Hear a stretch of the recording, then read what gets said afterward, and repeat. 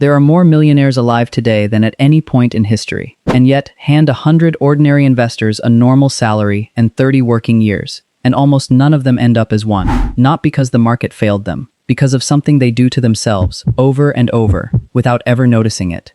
Here's the part that surprises people the most. It's not a lack of money. It's not bad luck. It's a single behavior repeated so often it feels like common sense, when it's actually the biggest reason wealth never compounds the way it's supposed to. Selling. Not selling because you need the cash. Selling because something scared you, or something excited you, and either way, you moved. This is where things get interesting. In 2008, the market fell nearly 50%. Most people watched their accounts, panicked, and got out. Completely reasonable in the moment. Except the recovery that followed made back everything lost within about 4 years, and then kept climbing for a decade after that. The people who sold locked in the loss permanently. The people who did nothing simply watched it recover. Doing nothing outperformed almost everyone. Picture two coworkers, same salary, same starting balance, both investing through that crash. One of them checks the news every morning and sells the moment the headlines turn ugly. The other one genuinely forgets his account password for 3 years. By the time he logs back in, he's ahead of almost everyone who actively managed their way through the same period. But here's what almost nobody realizes. The damage isn't really about one bad sale during one crash. It's that most investors do this quietly, again and again, over decades.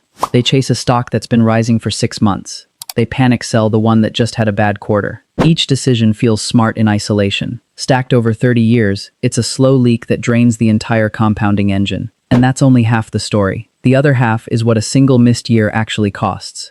Miss the 10 best trading days in a 20-year stretch, just 10 days out of thousands, and your total return can be cut in half.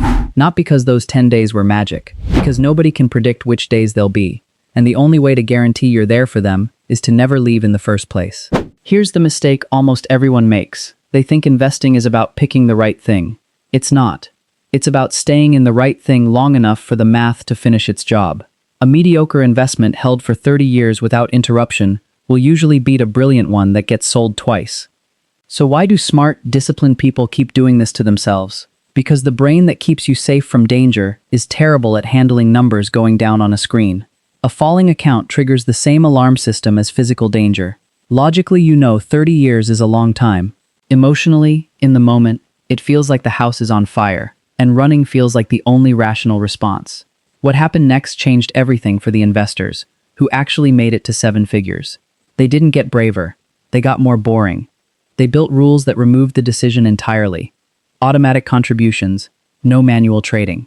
Accounts they deliberately made annoying to access, not because they trusted themselves more, because they trusted themselves less, and built a system that didn't need trust.